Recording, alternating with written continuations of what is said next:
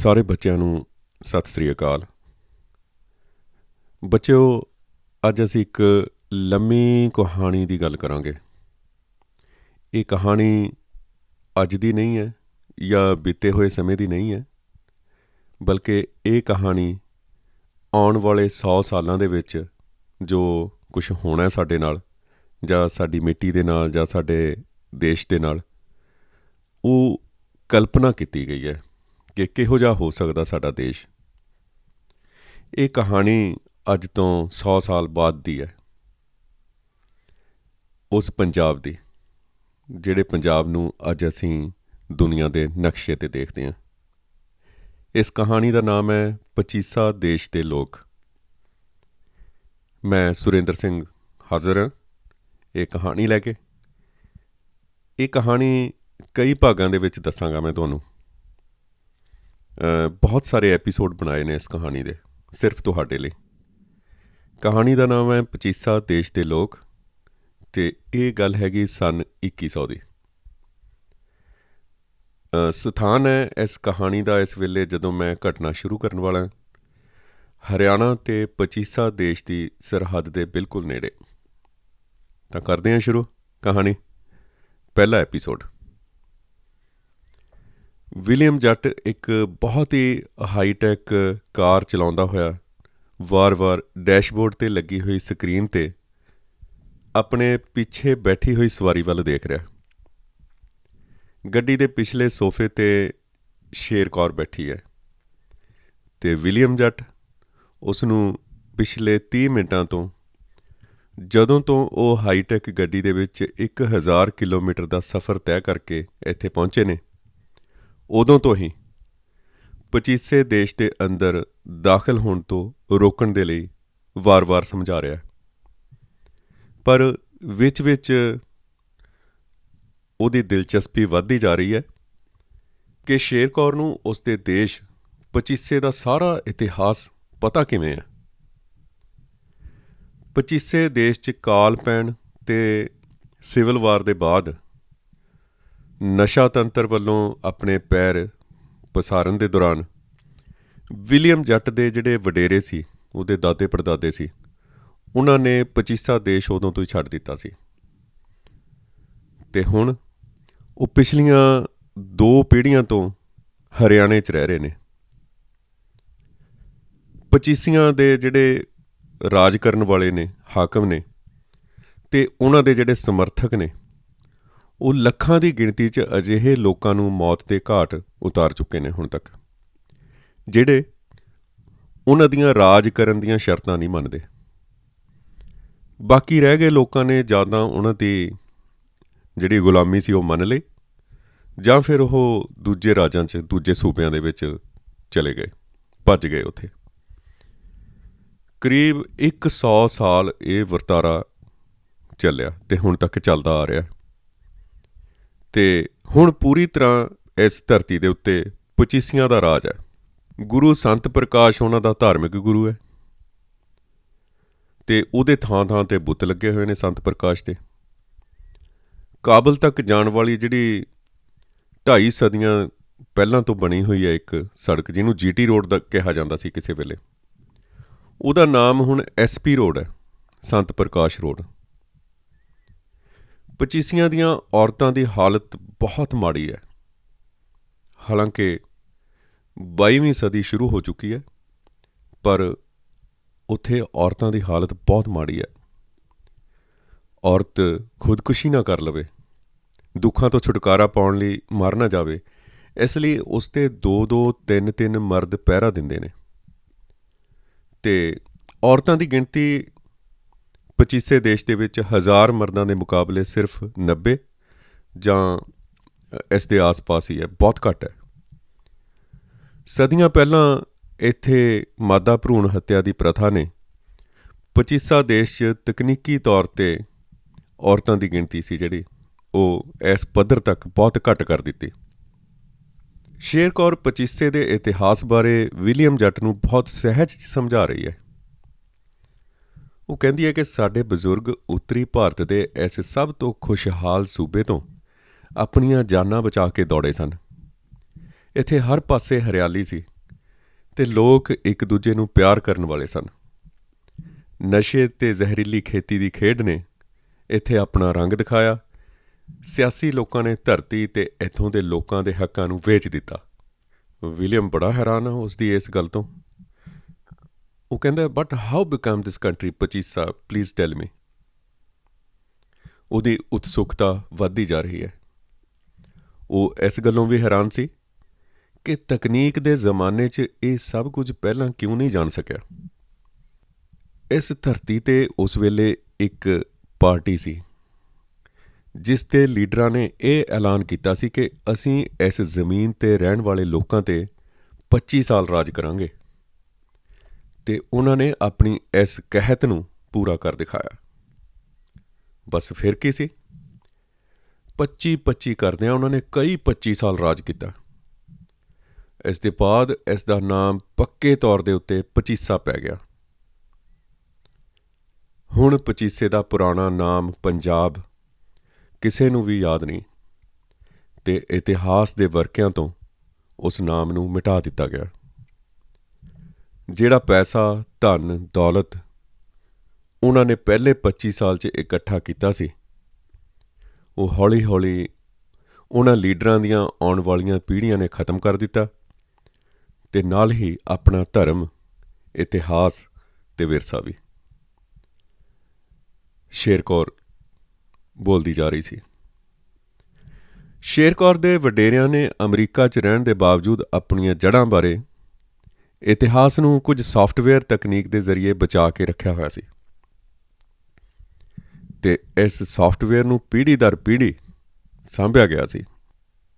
ਇਸੇ ਇਤਿਹਾਸ ਨੂੰ ਆਪਣੇ ਅੱਖੀਂ ਦੇਖ ਕੇ ਉਹਦੇ ਮਨ 'ਚ ਆਪਣੇ ਪੁਰਖਿਆਂ ਦੀ ਜਨਮ ਭੂਮੀ ਦੇਖਣ ਦੀ ਤੇ ਉਹਦੀ ਧੂੜ ਨੂੰ ਆਪਣੇ ਮੱਥੇ ਲਾਉਣ ਦੀ ਲਾਲਸਾ ਪੈਦਾ ਹੋਈ ਸੀ।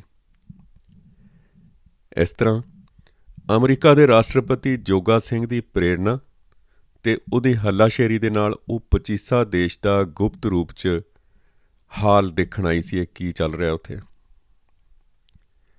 ਸ਼ੇਰ ਕੌਰ ਨੇ ਅਮਰੀਕਾ 'ਚ 100 ਸਾਲਾਂ ਤੋਂ ਵੱਧ ਉਮਰ ਦੇ ਕੁਝ ਪੰਜਾਬ ਦੇ ਰਹਿਣ ਵਾਲੇ ਬਜ਼ੁਰਗਾਂ ਦੀ ਮਦਦ ਨਾਲ ਪਚੀਸੇ ਦੀ ਧਰਤੀ ਬਾਰੇ ਹੋਰ ਜਾਣਕਾਰੀ ਲਈ, ਤੇ ਉਸ ਜਾਣਕਾਰੀ ਨੂੰ ਹਾਸਲ ਕਰਨ ਦੇ ਲਈ ਉਸ ਵੇਲੇ ਦੇ ਗੁਰੂਆਂ, ਪੀਰਾਂ, ਫਕੀਰਾਂ ਬਾਰੇ ਵੀ ਜਾਣਿਆ।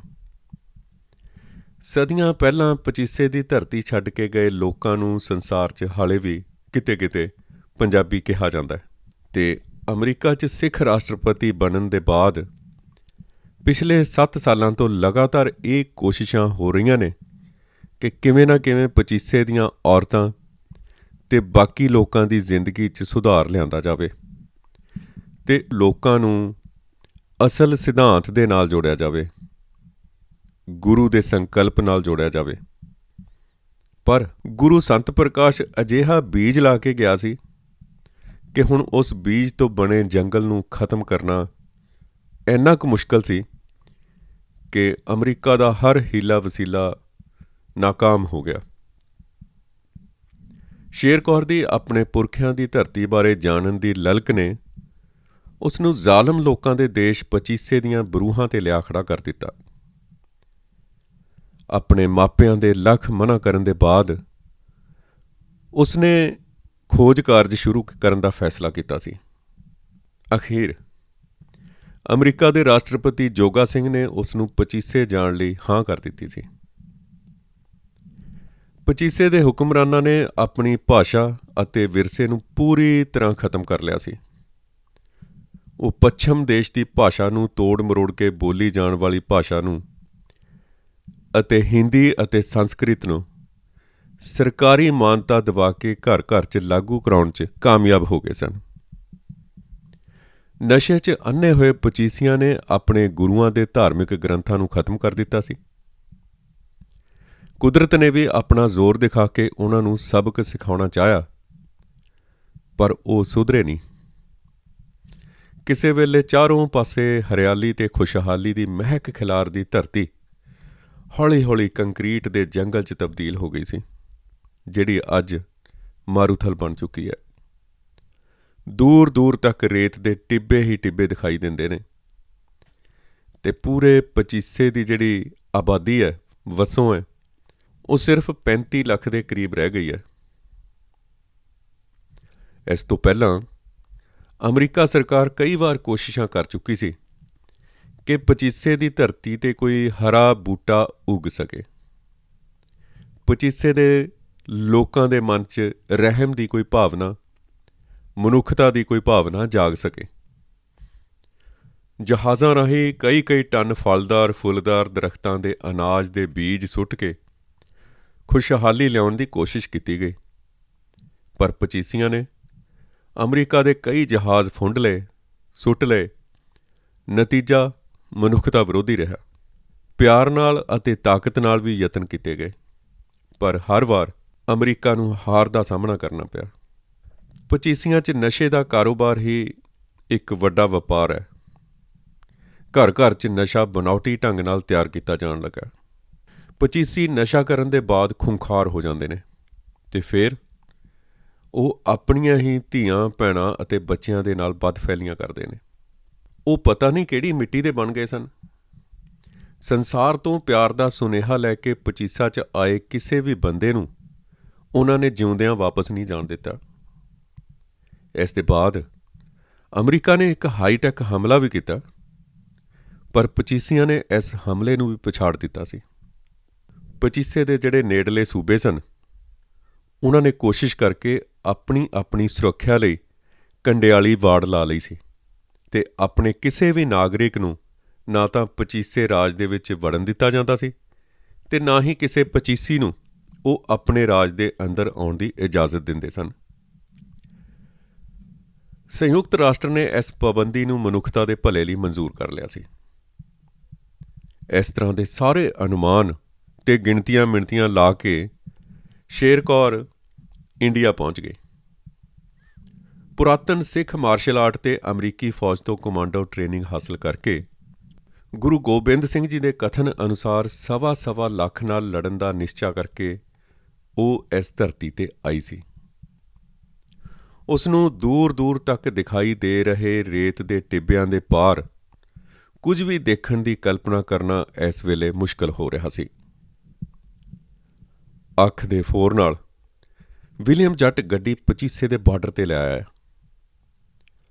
ਬਾਰਡਰ ਦੇ ਦੋਵੇਂ ਪਾਸੇ ਵਾੜ ਦੇ ਦਰਮਿਆਨ ਇੱਕ ਬਹੁਤ ਵੱਡਾ ਗੇਟ ਲੱਗਾ ਹੋਇਆ। ਖਸਤਾ ਹਾਲ 'ਚ ਗਰੀਬੀ ਅਤੇ ਭੁੱਖਮਾਰੀ ਦਾ ਸ਼ਿਕਾਰ ਬਹੁਤ ਸਾਰੇ ਲੋਕ ਬੱਸਾਂ 'ਚ ਬੈਠ ਕੇ ਹਰਿਆਣੇ 'ਚ ਦਾਖਲ ਹੁੰਦੇ ਨੇ। ਹਰਿਆਣਾ ਪੁਲਿਸ ਦੇ ਕੁਝ ਹਥਿਆਰਬੰਦ ਫੌਜੀ ਉਹਨਾਂ ਨੂੰ ਰੋਕਦੇ ਨੇ। ਉਹਨਾਂ ਦੀ ਚੰਗੀ ਤਰ੍ਹਾਂ ਤਲਾਸ਼ੀ ਲਈ ਜਾਂਦੀ ਹੈ। ਫੌਜੀ ਉਹਨਾਂ ਦੇ ਮੂੰਹ ਖੁਲਵਾ ਕੇ ਦੇਖਦੇ ਨੇ ਜ਼ਬਰਦਸਤੀ। ਇਹ ਸਾਰਾ ਕੁਝ ਹਾਲੇ ਚੱਲ ਰਿਹਾ ਹੁੰਦਾ ਕਿ ਸ਼ੇਰ ਕੌਰ ਵਿਲੀਅਮ ਨੂੰ ਹੈਰਾਨੀ ਦੇ ਨਾਲ ਪੁੱਛਦੀ ਹੈ, ਇਹ ਕੀ ਹੋ ਰਿਹਾ? ਉਹ ਕਹਿੰਦਾ, these peoples are jats from Pachisa. They are going to work in Bihar. You know Bihar is very rich state. William ਨੇ ਸਹਿਜ ਸੁਭਾਅ ਕਿਹਾ। ਸ਼ੇਰ ਕੌਰ ਸੋਚਾਂ 'ਚ ਪੈ ਗਈ। ਵਿਲੀਅਮ ਜੱਟ ਗੱਡੀ ਤੋਂ ਉਤਰ ਕੇ ਫੌਜੀਆਂ ਕੋਲ ਗਿਆ ਅਤੇ ਉਸਨੇ ਗੱਡੀ ਵੱਲ ਇਸ਼ਾਰਾ ਕਰਕੇ ਕੋਈ ਗੱਲਬਾਤ ਕੀਤੀ ਉਹਨਾਂ ਦੇ ਨਾਲ। ਇਸ ਦੇ ਤੁਰੰਤ ਬਾਅਦ ਉਹ ਫੌਜੀ ਗੱਡੀ ਦੇ ਕੋਲ ਗਿਆ। ਉਸਨੇ ਗੱਡੀ ਦੀ ਖਿੜਕੀ ਨਾਲ ਹੋ ਕੇ ਸ਼ੇਰ ਕੌਰ ਨੂੰ ਸੰਬੋਧਨ ਕੀਤਾ। ਹੁਣ ਤੱਕ ਸ਼ੇਰ ਕੌਰ ਨੇ ਗੱਡੀ ਦੀ ਖਿੜਕੀ ਦਾ ਸ਼ੀਸ਼ਾ ਥੱਲੇ ਕਰ ਲਿਆ ਸੀ ਅਤੇ ਉਹ ਫੌਜੀ ਨੇ ਸਵਾਲ ਕੀਤਾ, so young Sikh lady, you from America? If so you can't go in Pachisa. Sher Kaur ਨੂੰ ਸ਼ਾਇਦ ਇਸ ਸਭ ਦਾ ਪਹਿਲਾਂ ਹੀ ਪਤਾ ਸੀ। ਉਸਨੇ ਆਪਣੀ ਪਛਾਣ ਦੱਸਣ ਲਈ ਇੱਕ ਪਲਾਸਟਿਕ ਦਾ ਫੋਟੋ ਵਾਲਾ ਕਾਰਡ ਫੌਜੀ ਦੀਆਂ ਅੱਖਾਂ ਅੱਗੇ ਕਰ ਦਿੱਤਾ। ਕਾਰਡ 'ਤੇ ਪੰਜਾਬੀ ਅਤੇ ਇੰਗਲਿਸ਼ 'ਚ ਲਿਖਿਆ ਹੋਇਆ ਸੀ, ਵਿਸ਼ੇਸ਼ ਮਹਿਮਾਨ। ਫੌਜੀ ਹਲਕਾ ਜਿਹਾ ਮੁਸਕਰਾਇਆ ਅਤੇ ਉਸਨੇ ਕਾਰਡ ਖਿੜਕੀ 'ਚੋਂ ਹੀ ਵਾਪਸ ਕਰ ਦਿੱਤਾ। ਇਹਦੇ ਨਾਲ ਹੀ ਉਸਨੇ ਗੱਡੀ ਨੂੰ ਗੇਟ ਰਾਹੀਂ ਪਚੀਸੇ ਦੇ ਅੰਦਰ ਜਾਣ ਲਈ ਆਪਣੇ ਸਾਥੀਆਂ ਨੂੰ ਹਰੀ ਲਾਈਟ ਦਿਖਾ ਦਿੱਤੀ।